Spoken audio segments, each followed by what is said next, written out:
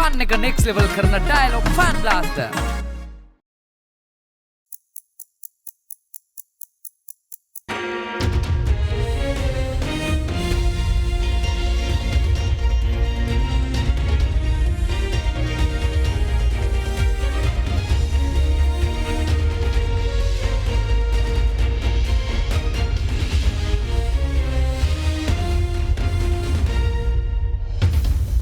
Tonight, on First at 9 this Thursday, the 2nd of January 2025.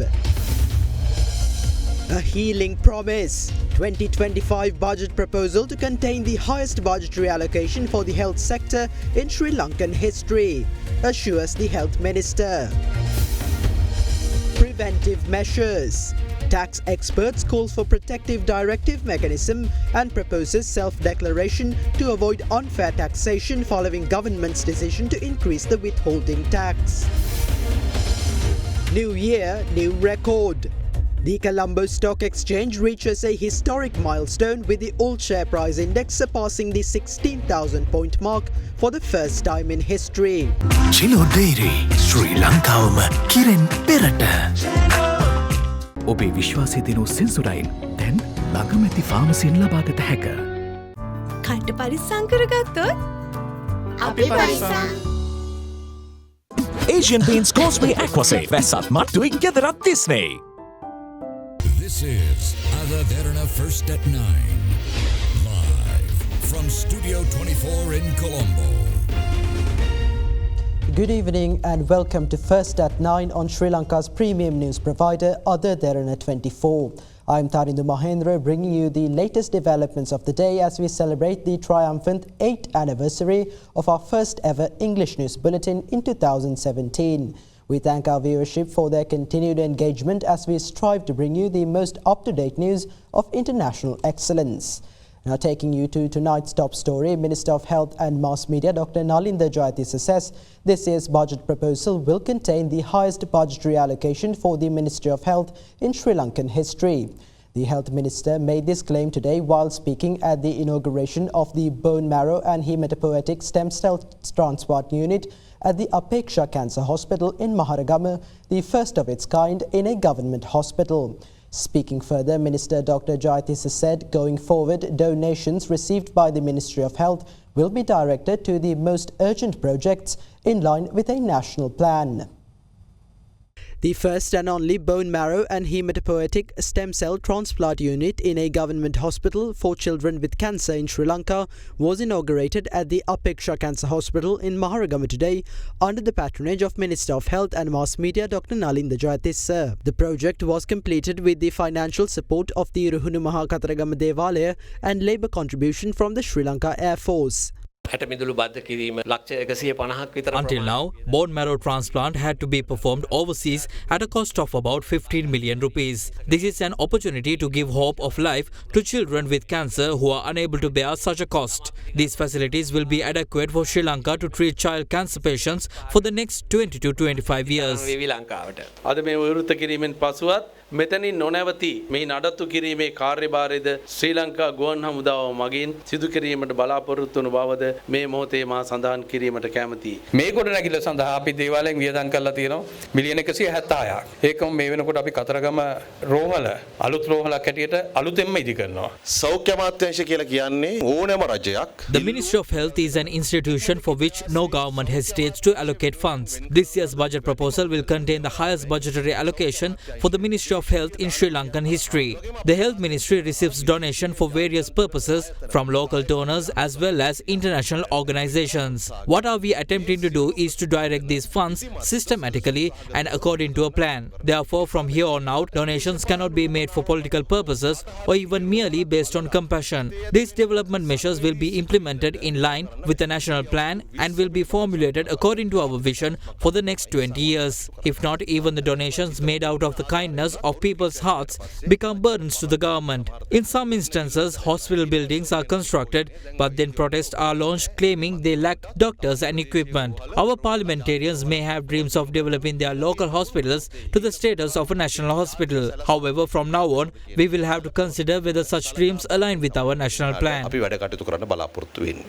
පිරිපුන් ජීවිතයකට ඔබ සමගින් පෙරට Union Assurance. Welcome to Cinnamon Life, South Asia's biggest entertainment hub, where awe awaits.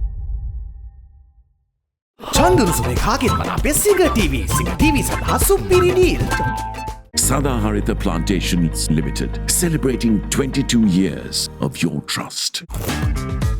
Crunchy goodness for hunger on the go. Prime Minister Dr. Harini Amarasuriya emphasises the need to investigate the reasons behind the considerable reduction in the number of students pursuing the advanced level examination in recent years. Speaking during a tour of inspection of the National Institute of Education in Maharagama, the Premier emphasised the need to create a better path for the younger generation to pursue education from preschool to higher studies. Prime Minister Dr. Harini Amarasuriya recently engaged in a tour of inspection at the National Institute of Education in Maharagama. Director General of the National Institute of Education, Professor Manjula Vitanapathirana, Deputy Director Generals and Directors were also present at the occasion. අද ඉස්කෝලේකට ගිහිලා A-level පාන්තියකට ගියොත් A-level පාන්ති වල ළමයි නැහැ. එතකොට පිරිමි ළමයින් අධ්‍යාපනය තුල නැහැ. මේ අධ්‍යාපන ක්‍රමය තුල අපිට රඳවා ගන්න බැරි වෙලා තියෙන්නේ ඇයි කියලා අපි හිතන්න ඕනේ. කාවවත් අතහරින්න බෑ. పూర్ව ළමාවිය අධ්‍යාපනයේ සිට පාසල් අධ්‍යාපනයේ අවුරුදු 13කුත් ඊට පස්සේ අවශ්‍ය නම් උසස් අධ්‍යාපනය දක්වාත් ඒ මග පාර හරියට දරුවෙක්ට තරුණ තරුණියෙක්ට පේන්න තියෙන්න ඕනේ. Tax consultant Suresh Pereira believes that government should introduce a directive mechanism alongside the recent decision to increase the withholding tax from 5 to 10% in order to protect individuals who are not liable to pay the tax but could be unfairly taxed. Joining our current affairs program at Hyde Park with Indivariya Muvatta, Pereira also suggested that government consider establishing a tax ombudsman to effectively address the issues faced by citizens due to the newly introduced taxes. Meanwhile, a tax expert N.R. Gajendran, who also joined the program, opined that a directive mechanism could prove ineffective due to the lengthy process involved, which may cause delays. He instead proposed the implementation of a self-declaration system to prevent individuals from being unfairly taxed. The government is also talking about that they're working on a mechanism that be used to repay those who have been unfairly taxed. What does this mean? This recent pronouncement with regard to repayment is coming from this proposal with regard to increase of the withholding tax, which the government is proposing to increase from 5% to 10%. And in the process, I think the government has recognized there will be people who are below the threshold who need not have to pay this tax, would also be automatically subject to taxation because of this automatic 10% deduction. So what I think the government is saying is they will come up with a mechanism to refund that money to people who are not subject, who are not reached the taxation threshold, income tax threshold. It's not a case of refund. Refunding is a tedious exercise. So what should happen is not that. In Sri Lanka, earlier under the old Indian Revenue Act also had this mechanism called the direction mechanism. Whenever there is a withholding regime that is there, it is a hand in hand. The mechanism called direction mechanism should also be there. So if any person is not liable for tax, they have to approach the Inland Revenue Department, obtain a direction and forward that direction to the person who is making the payment. When you are imposing taxes, when you are collecting taxes, where we go wrong is when we get our fundamentals wrong. There is no necessity for anyone to pay any tax which is not due to by him and expect a refund. The other thing is the direction. Direction also, they ask question, it doesn't come. Sometimes the direction comes late. By the time the damage is, the best thing they should do, which was done in the past, they introduced a policy system. They will say you can go to the department and get your things sorted out. That's not going to work. They had a self-declaration system. Why are you introducing this withholding system? It is only for generally for cross-border, not for local transaction. If you are introducing withholding and increasing the withholding, it's another indication of inefficiency of the system. If the system works properly, there is no need of a withholding. If the income is within the country, there is no need. If the efficient system is functioning, you don't need a withholding system. Withholding system was brought by and large for cross-border transaction. Money goes out, before that you take the money because the money can be lost. Self-declaration has to come. Otherwise, this is not going to work. He pointed out that if the things are happening efficiently, withholding system need not be in operation. This is the tricky thing here. We are living in a practical world. We are living in Sri Lanka, right? Now, withholding tax is not a separate tax like the income tax, VAT or SSC. It is only a collection mechanism. When we rely on collection of the taxes purely on self-assessment basis, self-declaration basis to the Indian Revenue Department, this is where the integrity integrity of the taxpayers coming. In a third world country like Sri Lanka, depending on that integrity of the taxpayers is a little bit difficult. In third world countries, so basically when it comes to collection of the taxes, you need to rely to a great extent on the withholding mechanism. You are not trusting the taxpayer, you are trusting the withholding agent, and you are trusting the institution to give the withholding credit, and you don't get the credit. This is where I advocate this concept of the tax ombudsman. Right now what is happening is, okay, taxpayers have to keep going to tax consultants and then go under the appellate procedure. If you have this institution called the tax ombudsman, this is going to be an inexpensive and convenient method for an aggrieved taxpayer to take his grievance to this authority. When the tax ombudsman checks the withholding credit, and if he has the statutory power to give directions to the orders to the Commissioner General, this taxpayer has the withholding tax credit. Why are you not giving him credit? That is what should happen. But the examples of withholding credit should not be assessed. First of all, they are assessing, they go through the hearing, Commissioner General doesn't give relief. You go to the Tax Appeals Commission, there also most of the decisions are in favor of the department. So what do the taxpayer do? He has lost his money and he has to pay again. Fast track your career from O levels with eSoft. Diabetesol සීනි වලින් පරිස්සම් වන ඔබට අමතක නොවන පෝෂණය. Prime Group ලංකාවේ ප්‍රථම වතාවට හඳුන්වා දෙන land leasing ලේසියෙන් මීටමක්. Single 1111 up to 60% off from the 11th November to the 17th of November. Kalani wire කිසිගින්නක් නැහැ. කිසිගින්නක් නැහැ. Kalani Fire Shield Wire. Apico Mattress. Meal samay sapata nidiyan Apico Springs are for mattress madili rasakin. Crunchy goodness for hunger on the go. The first parliamentary session of the new year 2025 is scheduled to convene from the 7th to the 10th of January. According to the Secretary General of Parliament, Kushani Rohanadira, the adjournment debate on the mid-year fiscal position report 2024 by the government is set for the 7th of January. On Wednesday, the 8th of January, debates on regulations under the Imports and Exports Control Act, an order under the Foreign Exchange Act, regulations under the Payment and Settlement Systems Act, and regulations under the Casino Business Regulations Act is scheduled. The Secretary-General further noted that an order under the Ports and Airports Development Levy Act and regulations under the Colombo Port City Economic Commission Act will also be debated on Wednesday. On the 9th of January, debates on an order under the Sri Lanka Export Development Act, 6 orders under the Special Commodity Levy Act, and a notification under the Welfare Benefits Act are scheduled. Additionally, the adjournment debate to be moved by the opposition will take place on January 10th, with the entire day being dedicated to votes of condolence for the late members of Parliament Kumara Velgama, H. Nandasena and Tudor Gunasekara.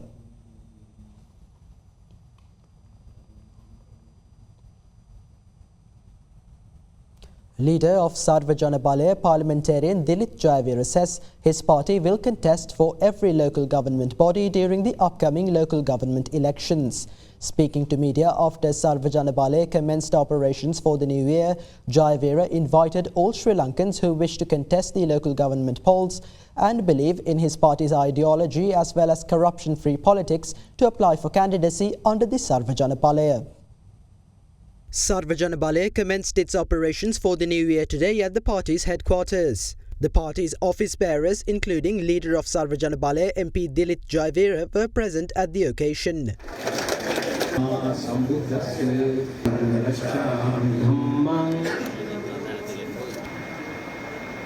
Sarva Jana Balaya expects to contest this year's local government elections. We will contest all for 331 local government bodies under the symbol medal. Every Sri Lankan who wishes to contest the upcoming polls and believes in our political ideology as well as corruption-free politics is welcome to engage in politics with us. The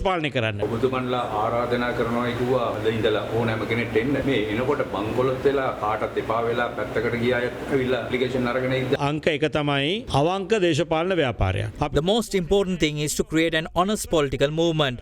There is no one who has not committed any wrongdoings or does not face any accusations. We have been clear about this. What we measure in a person's capability and ability to engage with the party's leadership and serve the people in accordance with the core tenets of the party. The import of rice has failed to relieve the burden of ordinary consumers. We have a suspicion that there has been a large-scale scam. Government officials are not incompetent.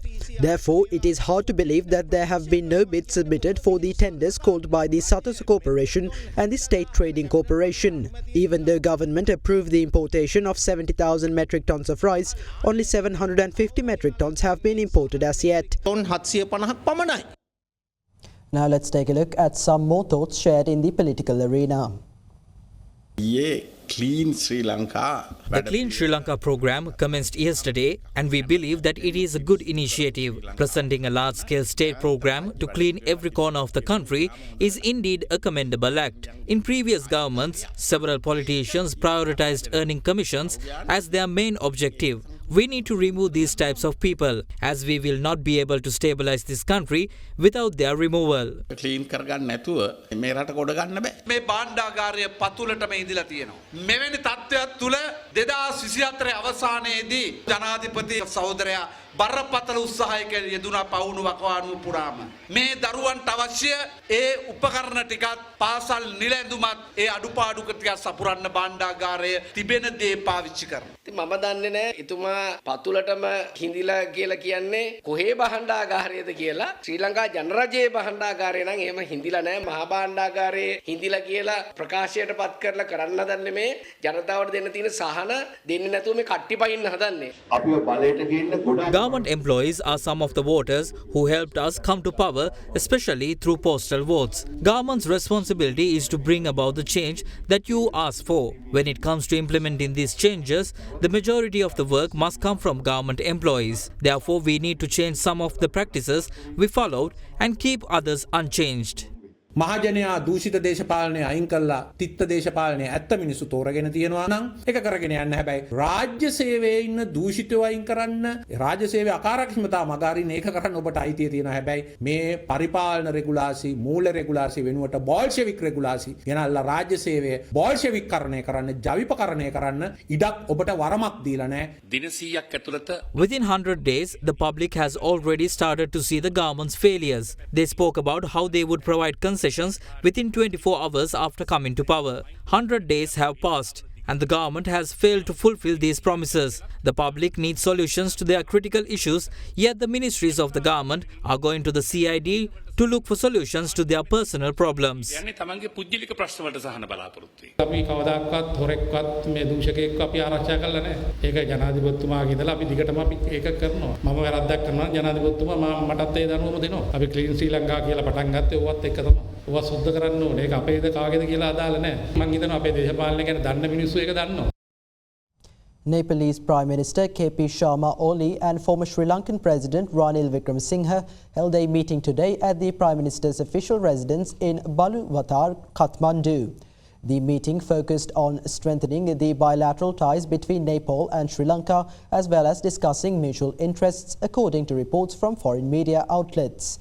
The Prime Minister's Secretariat confirmed that the meeting also included prominent House of Representatives members and industrialist Binod Chowdhury. Former President Wickremesinghe's visit comes at a time when both Nepal and Sri Lanka are looking to bolster their international presence and engage in meaningful exchanges. Following his brief stay in Kathmandu, Wickremesinghe is scheduled to return to Sri Lanka today, marking the end of his visit.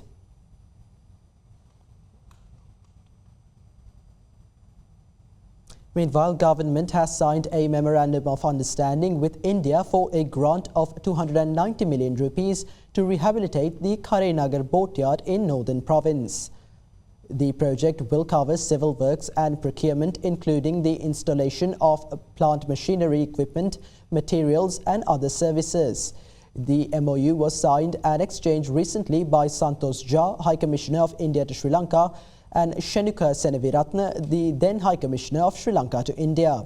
According to a statement from the High Commission of India to Sri Lanka, upon completion, the rehabilitated boatyard will improve the livelihoods of local fishermen, create additional job opportunities, and enhance the supply of quality fishery products to the market.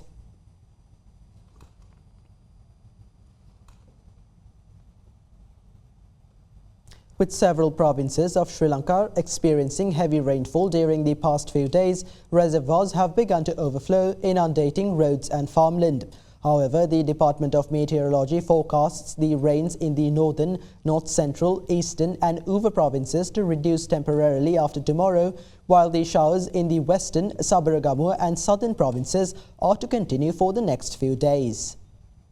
Several provinces of Sri Lanka experienced rainfall over the past few days, and the highest rainfall of the last 24 hours of 126.2 millimeters was reported from the Kurunduwa area in the Nuwara district. With yesterday's heavy rainfall in the Polonnaruwa district, 100 acres of paddy fields have been inundated in the Ambagaswawa area in Madirigiriya. Local farmers complained that the reason for the destruction of their crops is Mahaweli officials being unable to build a proper drainage system for the overflow from surrounding reservoirs. Meanwhile, traffic on the road leading to Ipalogama through Galnava and Hiripiyagama has been disrupted due to the Handungama bridge being inundated. Due to the overflowing of the Konitta Ela and Katiava reservoirs in Eppavala, surrounding areas and farmland were seen inundated.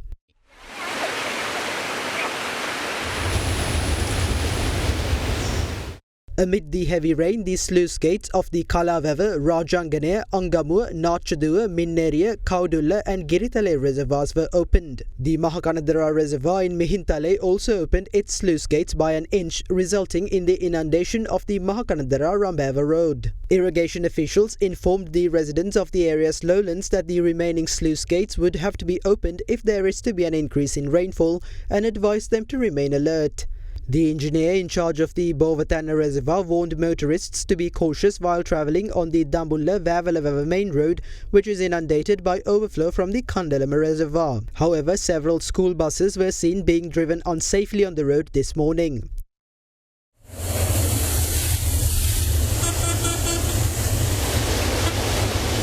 Meanwhile, the Department of Meteorology commented on the weather forecast for the coming days.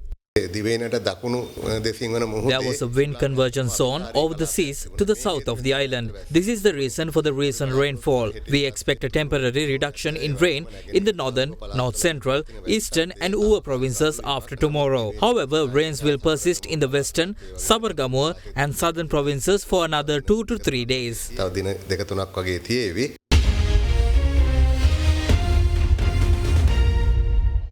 Welcome back. Retired Major General Ruwan Vanigasuriya has been appointed as the Chief of National Intelligence effective yesterday.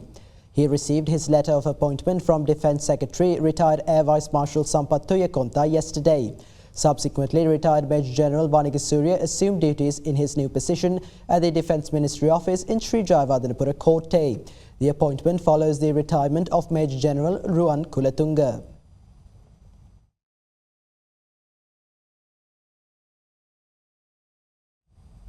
The government has taken steps to open tenders for the importation of 30,000 metric tons of salt beginning tomorrow. The import will occur in 2 phases. The first phase will involve the importation of 20,000 metric tons, while the second phase will bring in an additional 10,000 metric tons. Accordingly, tenders for the importation of 20,000 metric tons of salt will be opened tomorrow. It has also been reported that the imported salt will be distributed under the supervision of the Minister of Industries and will be used exclusively for industrial purposes.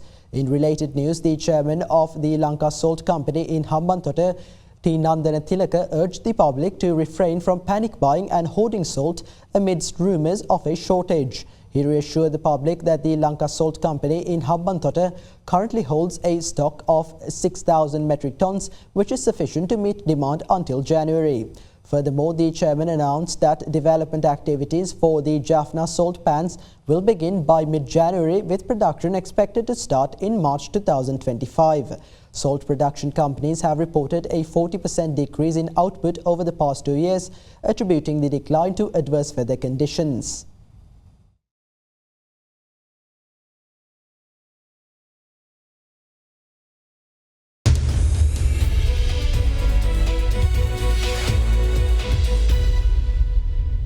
In business news, the Colombo Chamber of Commerce reacted to the government's newly introduced regulations aimed at reducing marketing of unhealthy foods and beverages to children, making a significant change in the country's food industry practices. These restrictions, which come into effect from yesterday, are part of the Food Labelling and Advertising Regulations 2022 and are intended to protect children from unhealthy food marketing. Under the new rules, companies will be prohibited from featuring children under the age of 12 in advertisement for food and beverage products.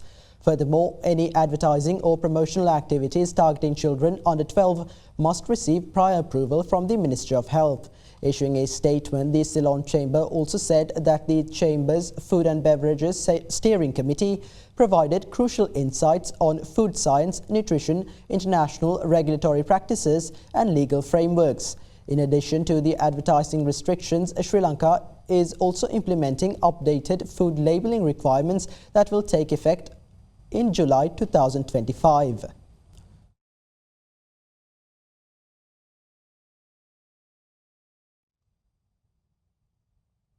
Dr. Ajit Ravindra Dimel has been appointed as the new chairman for the Insurance Regulatory Commission of Sri Lanka. Issuing a statement, the Insurance Regulatory Commission of Sri Lanka notified that Dr. Ajit Ravindra Dimel assumed duties as the new chairman effective today.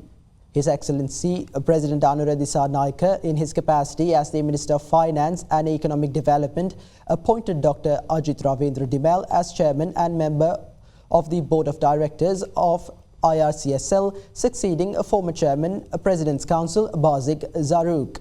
Dr. Dimel has been serving as a senior lecturer in the Department of Mathematics at the University of Ruhuna since 2015 and a visiting lecturer at the Department of Mathematics at the University of Moratuwa since 2016.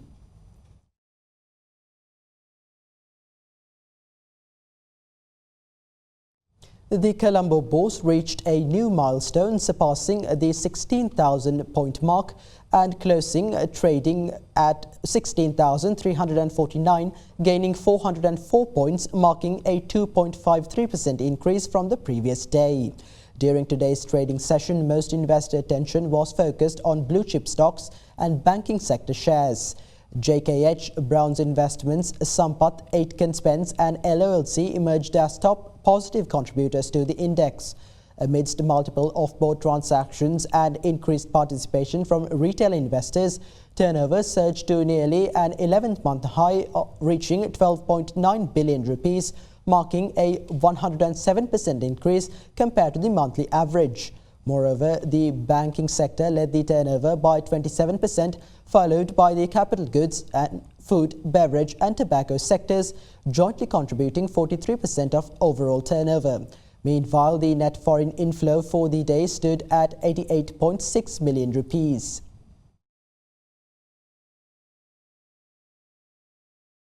The Sri Lankan rupee depreciated against the greenback for a second consecutive day, closing at 293.4 compared to previous day's closing of 293. The rupee also depreciated against other major currencies including the pound sterling, euro, Australian dollar and Chinese yuan. Meanwhile, during the year 2024, the Sri Lanka rupee appreciated sharply by 9.7% against the US dollar. Here's a look at the day's currency ratings.